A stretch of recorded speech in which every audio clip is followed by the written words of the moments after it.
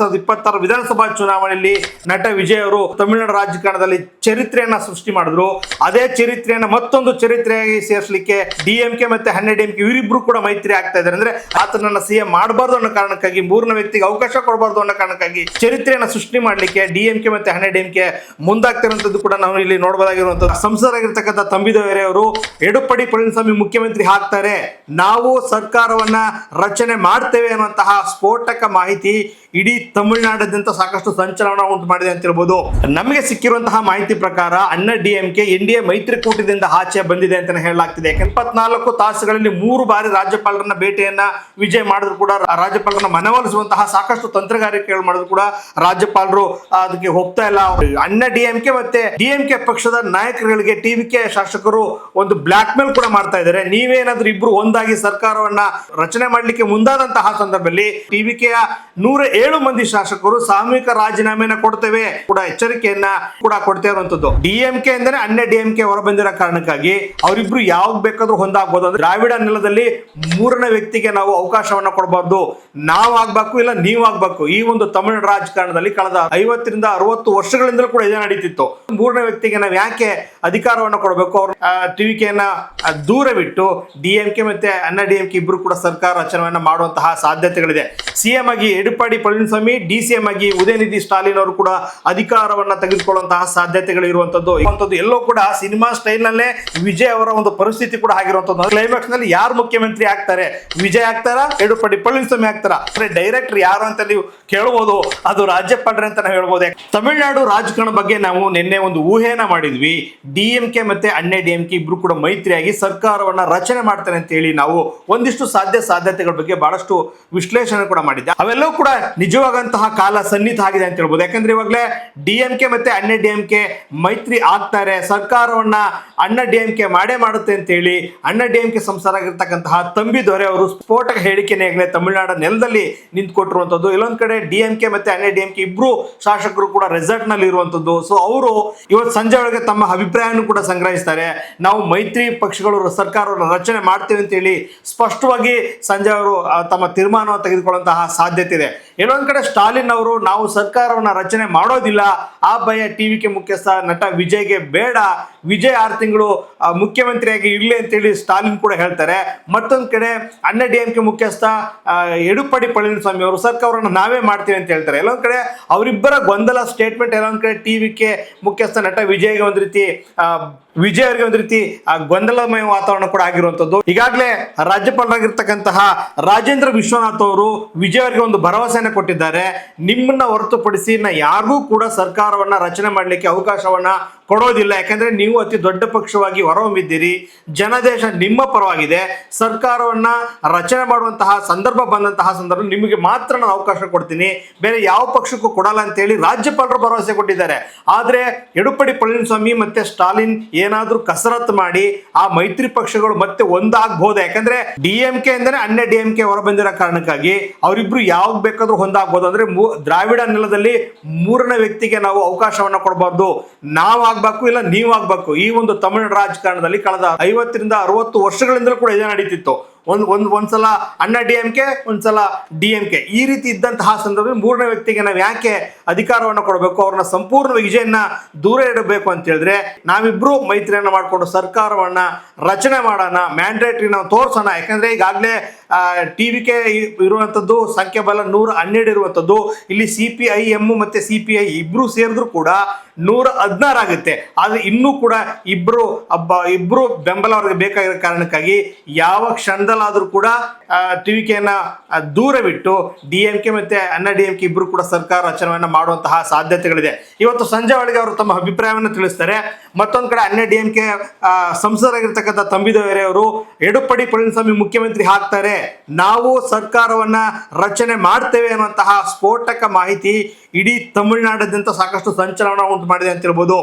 ಯಾವಾಗ ಇವರಿಬ್ರು ನಾವು ಮೈತ್ರಿಯನ್ನು ಮಾಡ್ಕೊಳ್ತೀವಿ, ಮೈತ್ರಿ ಸರ್ಕಾರ ರಚನೆ ಆಗುತ್ತೆ, DMK ಮತ್ತೆ ಅಣ್ಣಾ DMK ಅಂದ್ರೆ 50-60 ವರ್ಷಗಳ ಪರಮ ಶತ್ರುಗಳು, ಪರಮ ಬದ್ಧ ವೈರಿಗಳು ಏನಿದ್ರು ಅವರಿಬ್ರು ಕೂಡ ವಿಜಯನ ಹೊರಗಿಡ್ಲಿಕ್ಕೆ ಅಂದ್ರೆ ಮುಖ್ಯಮಂತ್ರಿ ಸ್ಥಾನದಿಂದ ಅವ್ರನ್ನ ಹೊರಗಿಡ್ಲಿಕ್ಕೆ ಇವರಿಬ್ರು ಒಂದಾಗ್ತಿರೋಂಥ ವಿಚಾರವನ್ನ ತಿಳಿದಂತಹ TVK ಕಾರ್ಯಕರ್ತರು ಲೋಕಭವನದ ಮುಂದೆ ಬಹಳಷ್ಟು ಪ್ರತಿಭಟನೆಯನ್ನು ಕೂಡ ಮಾಡ್ತಾ ಇದ್ದಾರೆ.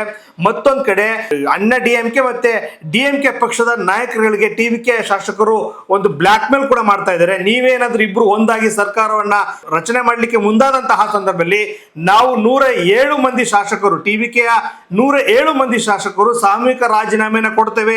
ಮುಂದೆ ಆದಂತಹ ಈ ತಮಿಳುನಾಡು ಗಲಾಟೆಗಳಿಗೆ ನೀವೇ ಹೊಣೆಗಾರಿಕೆ ಆಗ್ತೀರಿ. ಯಾಕಂದ್ರೆ ಜನಾದೇಶ ನಮ್ಮ ಪರ ಇದೆ, ತಮಿಳುನಾಡು ಮತದಾರ ನಮ್ಗೆ ಆಶೀರ್ವಾದ ಮಾಡಿದ್ದಾರೆ, ನಮ್ಮನ್ನ ಸರ್ಕಾರ ರಚಿಸಬೇಕು ಅಂತೇಳಿ ಇಡೀ ತಮಿಳುನಾಡು ರಾಜ್ಯದ ಜನರು ಬಯಸಿದ್ದಾರೆ.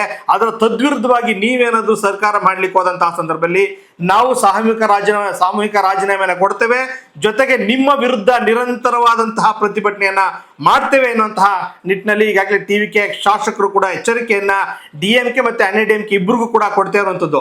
ಮತ್ತೊಂದ್ ಕಡೆ ಎಲ್ಲೊಂದ್ ಕಡೆ ನಟ ವಿಜಯ್ ಅವರಿಗೆ ಸರ್ಕಾರವನ್ನ ರಚನೆ ಮಾಡ್ಲಿಕ್ಕೆ ವಿಳಂಬ ನೀತಿಯನ್ನು ಅನುಸರಿಸ್ತಾ ಇದ್ದಾರೆ ಅಂತ ಹೇಳಿ ಲೋಕಭವನ ಮುಂಭಾಗ TVK ಕಾರ್ಯಕರ್ತರು ಕೂಡ ಸಾಕಷ್ಟು ಪ್ರತಿಭಟನೆ ಮಾಡ್ತಾ ಇದ್ದಾರೆ. ಒಬ್ಬ ಕಾರ್ಯಕರ್ತ ವಿಷವನ್ನು ಕೂಡ ಕುಡಿಲಿಕ್ಕೆ ಮುಂದೆ ಆಗಿರತಕ್ಕಂತಹ ಪ್ರಕರಣವನ್ನು ಕೂಡ ನಾವು ನೋಡಿದ್ದೇವೆ. TVK ಕಾರ್ಯಕರ್ತರ ಆಕ್ರೋಶ ಒಂದೇ, ನಟ ವಿಜಯ್ ಅವರಿಗೆ ನೀವು ಯಾಕೆ ಸರ್ಕಾರ ರಚನೆ ಮಾಡ್ಲಿಕ್ಕೆ ಬಿಡ್ತಾ ಇಲ್ಲ, ಯಾಕೆ ವಿಳಂಬ ನೀತಿಯನ್ನು ಅನುಸರಿಸ್ತಾ ಇದ್ದೀರಿ ಅನ್ನುವಂತಹ ಪ್ರಶ್ನೆಯನ್ನ ಸಾಕಷ್ಟು ಕಾರ್ಯಕರ್ತರು ಲೋಕಭವನ ಮುಂದೆ ಮಾಡ್ತಾ ಇದ್ದಾರೆ. ನಮ್ಗೆ ಈಗಾಗಲೇ ಲೋಕಭವನದಿಂದ ಮಾಧ್ಯಮ ಪ್ರಕಟಣೆ ಕೂಡ ಒಂದು ಹೊರಬಿತ್ತು, ಯಾಕೆ ನೀವು ನಟ ವಿಜಯ್ ಅವರಿಗೆ ಸರ್ಕಾರ ರಚನೆ ಮಾಡ್ಲಿಕ್ಕೆ ಅವಕಾಶ ಮಾಡ್ಕೊಳ್ತೇವೆ ಅಂತ ಹೇಳಿಕ್ಕೆ ಸ್ಪಷ್ಟನೆಯನ್ನು ಕೊಡುವಂತ ಕೆಲಸವನ್ನ ಲೋಕಭವನದ ರಾಜ್ಯಪಾಲರು ಕೂಡ ಮಾಡಿರುವಂತದ್ದು. ಅಂದ್ರೆ ವಿಜಯ್ ಅವರ ಹತ್ರ ಸರ್ಕಾರವನ್ನು ರಚನೆಗೆ ಸ್ಪಷ್ಟ ಬಹುಮತ ಇಲ್ಲ, 118 ಸಂಖ್ಯಾಬಲ ಬಹುಮತ ಇಲ್ಲ. ಈ ಕಾರಣಕ್ಕಾಗಿ ನಾನು ತಡ ಮಾಡ್ತಾ ಇದ್ದೀನಿ. ಅವರೇನಾದ್ರೂ 118 ಮ್ಯಾಂಡೇಟರಿ ತೋರಿಸಿದಂತಹ ಸಂದರ್ಭದಲ್ಲಿ ತಕ್ಷಣವೇ ಅವರು ಸರ್ಕಾರ ರಚನೆ ಮಾಡ್ಲಿಕ್ಕೆ ನಾನು ಅವಕಾಶವನ್ನ ಕೊಡ್ತೇನೆ, ನಾನು ಯಾವುದೇ ರೀತಿಯಲ್ಲೂ ಕೂಡ ಇಲ್ಲಿ ವಿಳಂಬವನ್ನ ಮಾಡ್ತಾ ಇಲ್ಲ ಅನ್ನೋ ಸ್ಪಷ್ಟನೆಯನ್ನ ರಾಜ್ಯಪಾಲ ಕೂಡ ಕೊಟ್ಟಿರುವಂತದ್ದು. ಮತ್ತೊಂದ್ ಕಡೆ ಎಲ್ಲೊಂದ್ ಕಡೆ ಇಡೀ ತಮಿಳುನಾಡು ರಾಜಕಾರಣದಲ್ಲಿ 2026 ವಿಧಾನಸಭಾ ಚುನಾವಣೆಯಲ್ಲಿ ನಟ ವಿಜಯ್ ಅವರು ಆ ಒಂದು ತಮಿಳುನಾಡು ರಾಜಕಾರಣದಲ್ಲಿ ಚರಿತ್ರೆಯನ್ನ ಸೃಷ್ಟಿ ಮಾಡಿದ್ರು. ಅದೇ ಚರಿತ್ರೆಯನ್ನ ಮತ್ತೊಂದು ಚರಿತ್ರೆಯಾಗಿ ಸೇರಿಸಲಿಕ್ಕೆ DMK ಮತ್ತೆ ಅಣ್ಣಾ DMK ಇವರಿಬ್ರು ಕೂಡ ಮೈತ್ರಿ ಆಗ್ತಾ ಇದ್ದಾರೆ. ಅಂದ್ರೆ 50-60 ವರ್ಷಗಳಿಂದ ಇವರಿಬ್ರು ಕೂಡ ತದ್ವಿರುದ್ಧವಾಗಿ ರಾಜಕಾರಣ ಮಾಡ್ಕೊಂಡು ಬಂದಂತವ್ರು, ಸಿದ್ಧಾಂತ ತತ್ವಗಳಿಂದ ಫುಲ್ ಆಪೋಸಿಟ್ ಬಂದಂತ ಸಂದರ್ಭದಲ್ಲಿ ಇವರಿಬ್ರು ಕೂಡ ಪರಮ ಶತ್ರುಗಳು, ಪರಮ ವೈರಿಗಳಂತೆ ಇದ್ದಂಥವ್ರು. ವಿಜಯ್ ಕಾರಣಕ್ಕಾಗಿ ವಿಜಯ್ ಸ್ಪಷ್ಟವಾದಂತಹ ಬಹುಮತ ಬರದೇ ಇದ್ರು ಕೂಡ ಅತಿ ದೊಡ್ಡ ಪಕ್ಷವಾಗಿ ಆಚೆ ಬಂದ್ರು ಕೂಡ ಆತನನ್ನ CM ಮಾಡಬಾರ್ದು ಅನ್ನೋ ಕಾರಣಕ್ಕಾಗಿ, ಮೂರನೇ ವ್ಯಕ್ತಿಗೆ ಅವಕಾಶ ಕೊಡಬಾರ್ದು ಅನ್ನೋ ಕಾರಣಕ್ಕಾಗಿ ಚರಿತ್ರೆಯನ್ನು ಸೃಷ್ಟಿ ಮಾಡಲಿಕ್ಕೆ DMK ಮತ್ತೆ ಅಣ್ಣಾ DMK ಮುಂದಾಗ್ತಿರುವಂಥದ್ದು ಕೂಡ ನಾವು ಇಲ್ಲಿ ನೋಡಬಹುದಾಗಿರುವಂಥದ್ದು. ಸಾಕಷ್ಟು ಐಡ್ರಾಮಗಳು ತಮಿಳು ರಾಜಕಾರಣದಲ್ಲಿ ಕೂಡ ಆಗ್ತಾ ಇದೆ. DMK ಮತ್ತೆ ಅಣ್ಣಾ DMK ಇಬ್ರು ಕೂಡ 50-50% ಅದರಲ್ಲಿ ಅಧಿಕಾರವನ್ನು ಹಂಚಿಕೆಯನ್ನು ಮಾಡ್ಕೊಳ್ಳಿಕ್ಕೂ ಕೂಡ ಮುಂದಾಗ್ತಾ ಇದ್ದಾರೆ. ಎಡಪ್ಪಾಡಿ ಪಳನಿಸ್ವಾಮಿ ಮುಖ್ಯಮಂತ್ರಿ ಆದ್ರೆ ಸ್ಟಾಲಿನ್ ಪುತ್ರ ಉದಯನಿಧಿ ಸ್ಟಾಲಿನ್ ಅವರು DCM ಆಗುವಂತಹ ಎಲ್ಲ ಸಾಧ್ಯತೆಗಳು ಕೂಡ ಈಗಾಗಲೇ ಕಂಡು ಬರ್ತಿರುವಂತದ್ದು. ಹೀಗಾಗಿ ಒಂದ್ ಕಡೆ ರೆಸಾರ್ಟ್ ರಾಜಕಾರಣ ಕೂಡ ನಡೀತಿದೆ. ಪಳನಿಸ್ವಾಮಿ ತನ್ನ ಶಾಸಕರನ್ನ ಬಿಗಿಯಲ್ಲಿ ಇಟ್ಕೊಳ್ತಕ್ಕಂಥ ಕೆಲಸವನ್ನ ಮಾಡ್ತಾ ಇದ್ದಾರೆ. ಎಲ್ಲೂ ಕೂಡ ಅಂದ್ರೆ ಚೆನ್ನೈಯಿಂದ ಎಲ್ಲೂ ಕೂಡ ಅವ್ರನ್ನ ಹೋಗ್ಲಿಕ್ಕೆ ಬಿಡ್ತಾ ಇಲ್ಲ. ಮತ್ತೊಂದ್ ಕಡೆ DMK ಶಾಸಕರನ್ನು ಕೂಡ ಸ್ಟಾಲಿನ್ ಅವರು ಭದ್ರವಾಗಿ ಇಟ್ಕೊಂಡಿರುವಂತದ್ದು. ಅಂದ್ರೆ ಎಲ್ಲೊಂದ್ ಕಡೆ ನಾವು ಹೇಳಿದಾಗೆ ರಾಜ್ಯಪಾಲರು ಕೂಡ ಒಂದು ಆತಂಕವನ್ನು ವ್ಯಕ್ತಪಡಿಸಿದ್ರು, ಯಾವಾಗ ನಾವು ಸರ್ಕಾರವನ್ನ ರಚನೆ ಮಾಡ್ಲಿಕ್ಕೆ ಅವಕಾಶವನ್ನ ಮಾಡ್ಕೊಡ್ತೀನಿ ಆ ಸಂದರ್ಭದಲ್ಲಿ. ಯಾಕಂದ್ರೆ ಈಗ ಸ್ಪಷ್ಟ ಬಹುಮತ ನನ್ನ ಮುಂದೆ ಸಾಬೀತುಪಡಿಸ್ತಾ ಇದ್ರು ಕೂಡ ಅದನ್ನ ವಿಧಾನಸೌಧದಲ್ಲಿ ಅವರು ಸಾಬೀತುಪಡಿಸಕ್ ಹೋದ ಸಂದರ್ಭದಲ್ಲಿ ಅವರು ಕುದುರೆ ವ್ಯಾಪಾರವನ್ನ ಮಾಡುವಂತಹ ಸಾಧ್ಯತೆಗಳಿರುತ್ತೆ. ಹೀಗಾಗಿ ನಾನು ಕುದುರೆ ವ್ಯಾಪಾರಕ್ಕೆ ಅವಕಾಶವನ್ನ ಕೊಡೋದಿಲ್ಲ, ಅಂದ್ರೆ ಶಾಸಕರನ್ನ ಖರೀದಿ ಮಾಡುವಂತ ನಿಟ್ಟಿನಲ್ಲಿ ವಿಜಯ್ ಅವರು ಮುಂದಾಗ್ತಿರೋ ಕಾರಣಕ್ಕಾಗಿ ನಾನು ಸರ್ಕಾರವನ್ನ ರಚನೆ ಮಾಡ್ಲಿಕ್ಕೆ ಬಿಡ್ತಾ ಇಲ್ಲ. ಇವ್ರ ಬಳಿ 118 ಶಾಸಕರ ಸಹಿ ಪಟ್ಟಿ ನನ್ನ ಹತ್ರ ಇದ್ರೆ ನಾನು ಕೊಡ್ತಾ ಇದೆ, ಆದ್ರೆ ಇವ್ರ ಬಳಿ ಕೇವಲ 112 ಇದೆ, ಹೀಗಾಗಿ ನಾನು ಕೊಡ್ಲಿಕ್ಕೆ ಆಗಲ್ಲ ಅಂತ ಹೇಳಿ. ಯಾಕಂದ್ರೆ 24 ತಾಸುಗಳಲ್ಲಿ 3 ಬಾರಿ ರಾಜ್ಯಪಾಲರನ್ನ ಭೇಟಿಯನ್ನ ವಿಜಯ್ ಮಾಡಿದ್ರು ಕೂಡ ರಾಜ್ಯಪಾಲರನ್ನ ಮನವೊಲಿಸುವಂತಹ ಸಾಕಷ್ಟು ತಂತ್ರಗಾರಿಕೆಗಳು ಮಾಡಿದ್ರು ಕೂಡ ರಾಜ್ಯಪಾಲರು ಅದಕ್ಕೆ ಹೋಗ್ತಾ ಇಲ್ಲ. ಅವ್ರನ್ನ ಮನವೊಲಿಸುವಂತ ನಿಟ್ಟಿನಲ್ಲಿ ಎಷ್ಟೇ ಪ್ರೆಸರ್ ಹಾಕಿದ್ರು ಕೂಡ ರಾಜ್ಯಪಾಲರು ಹೋಗ್ತಾ ಇಲ್ಲ. 118 ಸಂಖ್ಯೆ ಬಲವನ್ನು ತಗೊಂಡು ಬನ್ನಿ, ನಾನು ನಿಮ್ಗೆ ಸರ್ಕಾರವನ್ನು ರಚನೆ ಮಾಡ್ಲಿಕ್ಕೆ ಅವಕಾಶವನ್ನ ಕೊಡ್ತೀನಿ ಅನ್ನೋ ಮಾತನ್ನ ಹೇಳ್ತಾ ಇದ್ದಾರೆ. ಮತ್ತೊಂದ್ ಕಡೆ ಸಾಕಷ್ಟು ರಾಜ್ಯಪಾಲರ ವಿರುದ್ಧ ಸಾಕಷ್ಟು ಟೀಕೆಗಳು ಕೂಡ ವ್ಯಕ್ತ ಆಗಿರುವಂತದ್ದು. ಯಾಕಂದ್ರೆ ಈಗಾಗಲೇ ನಾವು ಸಾಕಷ್ಟು TVK ಪರವಾದಂತಹ ಒಂದಿಷ್ಟು ನಾಯಕರುಗಳು ಮಾತನಾಡುವಂಥದ್ದು, ರಾಜ್ಯಪಾಲರ ಮುಂದೆ ನೀವೇ ಸ್ಪಷ್ಟ ಬಹುಮತವನ್ನ ಸಾಬೀತುಪಡಿಸುವಂತ ಅವಶ್ಯಕತೆ ಇಲ್ಲ, ಇದು ರಾಜಭವನ ಅಥವಾ ಲೋಕಭವನದಲ್ಲಿ ಸಾಬೀತುಪಡಿಸುವಂತಹ ಅಂಶ ಅಲ್ಲ, ಇದು ವಿಧಾನಸಭೆಯಲ್ಲಿ ಇದನ್ನ ಸಾಬೀತುಪಡುವಂತಹ ಕೆಲಸ 118 ಮಂದಿಯ ತೋರಿಸುವಂತ ಕೆಲಸ ಅಲ್ಲಾಗಬೇಕು, ಲೋಕಭವನದಲ್ಲಿ ಮಾಡುವಂತದ್ದಲ್ಲ ಅಂತೇಳಿ ಸಾಕಷ್ಟು ಹೇಳ್ತಾ ಇದ್ದಾರೆ. ಸಂವಿಧಾನ ಯಾವ ರೀತಿ ಹೇಳುತ್ತೆ, ಸುಪ್ರೀಂ ಕೋರ್ಟ್ ಯಾವ ರೀತಿ ಹೇಳುತ್ತೆ, ಆ ಎಲ್ಲಾ ಕಾನೂನು ಅಂಶಗಳನ್ನು ಕೂಡ ಕೆಲವರು ರಾಜ್ಯಪಾಲರಿಗೂ ಹೇಳ್ತಾ ಇದ್ದಾರೆ, ನಟ ವಿಜಯ್ಗೂ ಕೂಡ ಹೇಳ್ತಾ ಇದ್ದಾರೆ. ಸಾಕಷ್ಟು ಕಾನೂನು ತಜ್ಞರ ಜೊತೆ ಮಾತನಾಡಿಯೇ ಈ ಒಂದು ತೀರ್ಮಾನಕ್ಕೆ ರಾಜ್ಯಪಾಲರು ಬಂದಿದ್ದಾರೆ ಅಂತ ಹೇಳಲಾಗ್ತಿದೆ. ವಿಜಯ್ ಅವರು ಯಾವ ರೀತಿ ಕಾನೂನಾತ್ಮಕವಾಗಿ ಅವರು ತಮ್ಮ ಸರ್ಕಾರವನ್ನು ರಚನೆ ಮಾಡ್ತಾರಾ, ಅಥವಾ DMK ಅಥವಾ ಅಣ್ಣಾ DMK ಇಬ್ರು ಕೂಡ ಮೈತ್ರಿಯನ್ನ ಮಾಡಿಕೊಂಡು ಸರ್ಕಾರವನ್ನು ರಚನೆ ಮಾಡ್ತಾರಾ? ಸೊ ಎಲ್ಲವನ್ನು ಕೂಡ ನಾವು ಕಾದು ನೋಡಬೇಕಾಗಿದೆ. ಒಟ್ಟಾರೆ ತಮಿಳುನಾಡು ರಾಜ್ಯ ರಾಜಕಾರಣದಲ್ಲಿ ಸಾಕಷ್ಟು ರೋಚಕ ತಿರುಗಳು ಕೂಡ ಆಗ್ತಾ ಇದೆ, ರೋಚಕ ಬೆಳವಣಿಗೆಗಳು ಕೂಡ ಆಗ್ತಾ ಇದೆ. ಯಾರ ಊಹೆಗೂ ನಿಲುಕದ ರೀತಿಯಲ್ಲಿ ಇವತ್ತು ತಮಿಳುನಾಡು ರಾಜಕಾರಣ ಮುನ್ನುಗ್ತಾ ಇದೆ. ಯಾಕಂದ್ರೆ ಆರಂಭದಲ್ಲಿ ಅತಿ ದೊಡ್ಡ ಪಕ್ಷವಾಗಿ ನಟ ವಿಜಯ್ ಹೊರ ಹೊಮ್ಮಿದ್ರು ಕೂಡ ಆತನಿಗೆ ಮುಖ್ಯಮಂತ್ರಿ ಗಾದಿ ಅಷ್ಟು ಸುಲಭದ ಮಾತಲ್ಲ. ಆತ ಮುಖ್ಯಮಂತ್ರಿ ಆಗ್ತಾರಾ ಅಥವಾ ಎಡಪ್ಪಾಡಿ ಪಳನಿಸ್ವಾಮಿ ಮುಖ್ಯಮಂತ್ರಿ ಆಗ್ತಾರಾ? ಸೊ ಎಲ್ಲವನ್ನು ಕೂಡ ನಾವು 2-3 ದಿನಗಳಲ್ಲಿ ಕೂಡ ನಾವು ಕಾದು ನೋಡಬೇಕಾಗಿದೆ. ನಮಗೆ ಸಿಕ್ಕಿರುವಂತಹ ಮಾಹಿತಿ ಪ್ರಕಾರ ಅಣ್ಣಾ DMK NDA ಮೈತ್ರಿಕೂಟದಿಂದ ಆಚೆ ಬಂದಿದೆ ಅಂತ ಹೇಳಲಾಗ್ತಿದೆ. ಯಾಕಂದ್ರೆ ತಮಿಳುನಾಡಲ್ಲಿ ಒಂದು ಬಿಜೆಪಿ ಗೆದ್ದಿರುವಂತದ್ದು, ಅವ್ರನ್ನೂ ಕೂಡ ಹೊರತುಪಡಿಸಿ ಅಣ್ಣಾ DMK ಆಚೆ ಬಂದು DMK ಜೊತೆ ಮೈತ್ರಿಯನ್ನ ಮಾಡ್ಕೊಳ್ಳಿಕ್ಕೆ ಮುಂದಾಗ್ತಿದೆ ಅಂತಹ ಮಾಹಿತಿ ಸ್ಪಷ್ಟವಾಗಿ ಕೂಡ ನಮಗೆ ಸಿಗ್ತಾ ಇದೆ. ಇದೇನಾದ್ರೂ ಈ ಒಂದು ವಿಚಾರ ಸತ್ಯವಾದಂತಹ ಸಂದರ್ಭದಲ್ಲಿ CM ಆಗಿ ಎಡಪ್ಪಾಡಿ ಪಳನಿಸ್ವಾಮಿ, DCM ಆಗಿ ಉದಯನಿಧಿ ಸ್ಟಾಲಿನ್ ಅವರು ಕೂಡ ಅಧಿಕಾರವನ್ನ ತೆಗೆದುಕೊಳ್ಳುವಂತಹ ಸಾಧ್ಯತೆಗಳು ಇರುವಂತದ್ದು. ಹೀಗಾಗಿ ಇದನ್ನ ಯಾರು ಕೂಡ ಅಲ್ಗೆಳೆಯುವಂತಿಲ್ಲ. ಯಾಕಂದ್ರೆ ಇದು ಸಾಧ್ಯತೆನ, ಇದು ಸಾಧ್ಯ ಆಗುತ್ತಾ ಅಂತೇಳಿ. ಯಾಕಂದ್ರೆ ಏನ್ ಬೇಕಾದ್ರೂ ರಾಜಕಾರಣದಲ್ಲಿ ಆಗ್ಬೋದು ಅಂತೇಳಿ, ರಾತ್ರಿ ರಾಜಕಾರಣದಲ್ಲಿ ಏನ್ ಬೇಕಾದ್ರೂ ಆಗ್ಬೋದು, ಕುದುರೆ ವ್ಯಾಪಾರ ಯಾರು ಬೇಕಾದ್ರೂ ಮಾಡ್ಬೋದು. ಆ ರೀತಿಯಾದಂತಹ ಒಂದು ಕಾಲಘಟ್ಟದಲ್ಲಿ ತಮಿಳುನಾಡು ರಾಜಕಾರಣ ಇರುವಂತದ್ದು. ಈಗಾಗಲೇ NDA ಮೈತ್ರಿಕೂಟದಿಂದ ಅಣ್ಣಾ DMK ವಾಪಸ್ ಆಗಿದೆ, ಅಂದ್ರೆ ಆ ಮೈತ್ರಿಕೂಟದಿಂದ ಬಿಡುಗಡೆ ಹೊಂದಿದೆ ಅನ್ನುವಂತಹ ಮಾಹಿತಿಗಳು ಕೂಡ ಸಿಗ್ತಾ ಇರುವಂತದ್ದು. ಒಂದ್ ಕಡೆ TVK ಜೊತೆ ಕಾಂಗ್ರೆಸ್ನವ್ರು ಗುರ್ಸ್ಕೊಂಡ್ರೆ, ಇಲ್ಲಿ ಬಿಜೆಪಿಯನ್ನೇ ಬಿಟ್ಟು ಅಣ್ಣಾ DMK ಅವ್ರ ಜೊತೆ ಹೋಗ್ತಾ ಇದ್ದಾರೆ ಅಂತ ಹೇಳಿದ್ರೆ ಬಹುಶಃ ಮುಂದಿನ ದಿನಗಳಲ್ಲಿ ಯಾವ ರೀತಿ ತಮಿಳುನಾಡು ರಾಜಕಾರಣ ಬದಲಾಗಬಹುದು ಅಂತಾನು ಕೂಡ ನಾವು ಊಹೆಯನ್ನು ಕೂಡ ಮಾಡ್ಕೊಳ್ಳಿಕ್ಕಾಗಲ್ಲ. ಯಾಕಂದ್ರೆ ಯಾರು ಕೂಡ ಈ ಒಂದು ಅಂದಾಜನ್ನ, ಈ ಒಂದು ಲೆಕ್ಕಾಚಾರವನ್ನ ಮಾಡಿರಲಿಲ್ಲ ತಮಿಳುನಾಡಲ್ಲಿ ಈ ರೀತಿಯೂ ಕೂಡ ರಾಜಕಾರಣ ಆಗುತ್ತೆ ಅಂತೇಳಿ. ಯಾಕಂದ್ರೆ ಆರಂಭದಲ್ಲಿ 108 ಸ್ಥಾನ ಗಳಿಸಿದಂತಹ ವಿಜಯ್ ಮುಖ್ಯಮಂತ್ರಿ ಆಗ್ತಾರೆ ಅಂತೇಳಿ ಕೂಡ ಎಲ್ಲರೂ ಮೈ ಮರ್ತರು. ಆದ್ರೆ ಈ ಒಂದು ಲೆಕ್ಕಾಚಾರವನ್ನೇ ಉಲ್ಟಾ ಮಾಡುವಂತಹ ನಿಟ್ಟಿನಲ್ಲಿ ಎಡಪ್ಪಾಡಿ ಪಳನಿಸ್ವಾಮಿ ಮತ್ತೆ ಸ್ಟಾಲಿನ್ ಕೂಡ ಮುಂದಾಗ್ತಿದ್ದಾರೆ. ಸ್ಟಾಲಿನ್ ಹೇಳ್ತಾ ಇರ್ಬೋದು, ಆರಂಭದಲ್ಲಿ ನಾನು ವಿಜಯ್ಗೆ ಸಪೋರ್ಟ್ ಮಾಡ್ತೀವಿ, 6 ತಿಂಗಳು ಅವರ ಸರ್ಕಾರ ಮಾಡ್ಲಿ ಬಿಡಿ ಅಂತೇಳಿ ಎಲ್ಲೊಂದ್ ಕಡೆ ಸ್ಟಾಲಿನ್ ಅವರು ಎಲ್ಲೊಂದ್ ಕಡೆ ಮನಸ್ಪೂರ್ವಕವಾಗಿ ಹೇಳಿದ್ದಾರಾ ಅಥವಾ ರಾಜಕೀಯವಾಗಿ ಅಥವಾ ವ್ಯಂಗ್ಯವಾಗಿ ಹೇಳಿರುವಂತದ್ದ? ಸೊ ಇಲ್ಲಿವರೆಗೂ ಕೂಡ ನಮಗೆ ಕನ್ಫರ್ಮೇಶನ್ ಸಿಗ್ತಾ ಇಲ್ಲ. ಆದ್ರೆ ಸ್ಟಾಲಿನ್ ಅವರ ಒಂದೊಂದು ಸ್ಟೇಟ್ಮೆಂಟ್ಸ್ಗಳು ಬಹಳ ಗೊಂದಲ ಮೂಡಿಸ್ತಾ ಇರುವಂತದ್ದು. ಒಂದೊಂದು ಕಡೆ ಎಡಪ್ಪಾಡಿ ಪಳನಿಸ್ವಾಮಿ ರಾಜಭವನಕ್ಕೆ ಅಂದ್ರೆ ಲೋಕಭವನಕ್ಕೆ ಹೋಗ್ಲಿಕ್ಕೆ ಒಂದಿಷ್ಟು ಸಮಯಾವಕಾಶವನ್ನು ಕೂಡ ಕೇಳಿದ್ರು. ಆದ್ರೆ ರಾಜ್ಯಪಾಲರಾಗಿರ್ತಕ್ಕಂಥ ರಾಜೇಂದ್ರ ವಿಶ್ವನಾಥ್ ಅವರಿಗೆ ಸಮಯಾವಕಾಶ ಕೊಡಲಿಲ್ಲ. ಅಂದ್ರೆ ಅವರು ಅಪಾಯಿಂಟ್ಮೆಂಟ್ ತೆಗೆದುಕೊಳ್ಳೋದು ಯಾಕೆ ಅಂದ್ರೆ ಎಡಪ್ಪಾಡಿ ಪಳನಿಸ್ವಾಮಿ ಬಳಿ ಸಂಖ್ಯೆ ಬಲ ಕಡಿಮೆ ಇದ್ರು ಕೂಡ ಅವ್ರು ಯಾಕೆ ರಾಜ್ಯಪಾಲರ ಭೇಟಿಗೆ ಅವಕಾಶವನ್ನ ಕೇಳಿದ್ರು? ಅದು ಬಹಳ ಚರ್ಚೆ ಇದಾಗ್ತಿರುವಂತಂದ್ರೆ ಎಡಪ್ಪಾಡಿ ಪಳನಿಸ್ವಾಮಿ ಲೋಕಭವನಕ್ಕೆ ಹೋಗ್ಲಿಕ್ಕೆ ಏನ್ ನಿಖರವಾದಂತ ಕಾರಣ ಏನಿರ್ಬೋದು? ರಾಜೇಂದ್ರ ವಿಶ್ವನಾಥ್ ಅವರ ಭೇಟಿ ಮಾಡುವಂತ ಅಗತ್ಯತೆ ಏನಿದೆ? ಯಾಕೆ ದೊಡ್ಡ ಪಕ್ಷವಾಗಿ ನಟ ವಿಜಯ್ ಇದ್ದಾರೆ, ಇವ್ರಿಗೆ ಸಂಖ್ಯಾ ಬಲದಲ್ಲೂ ಕೂಡ ಬಹಳ ಕಮ್ಮಿ ಇದೆ, ಇವ್ರು ಯಾಕೆ ಹೋಗ್ಬೇಕು ಅಂದ್ರೆ ಇಲ್ಲಿ ಸ್ಪಷ್ಟವಾಗಿ ನಮ್ಗೆ ಗೊತ್ತಾಗ್ತಾ ಇದೆ.